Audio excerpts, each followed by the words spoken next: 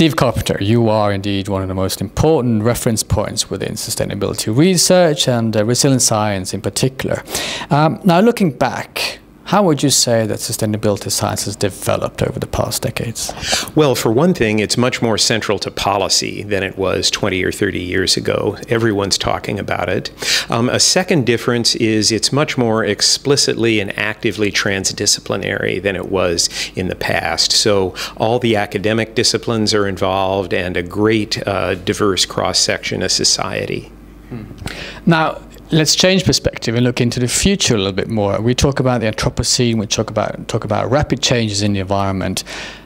Is there a risk that science is sort of being outpaced by the changes that we see?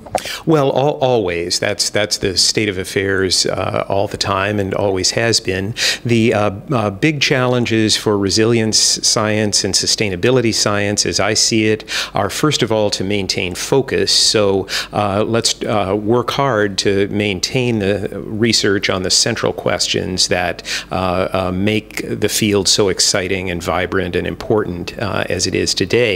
But at the same time, we've got to be drawing in a much wider range of participants, and we've got to be taking on new challenges that are emerging as the world changes, and that makes it hard to maintain focus. So somehow we have to do both.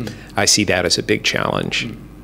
Now, in your research, you focus a lot on scenarios, scenario models, as a tool to improve and make better decisions, really, about the future.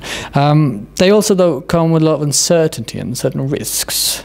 How can we actually improve these scenario models? Well, first of all, uncertainty is the point, and scenarios are very useful for organizing information about complex systems, including uncertainty, and uncertainty is inherent in complex systems like the Earth system and regional social ecological systems. So we've got to confront it and address it and be aware of it and make decisions knowing that the uncertainty is out there and can even grow in some cases.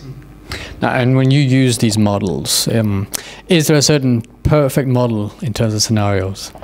Well, there's never a perfect model. The interesting thing about models is that they crystallize a point of view and allow you to criticize it. So by definition, I suppose they're never perfect.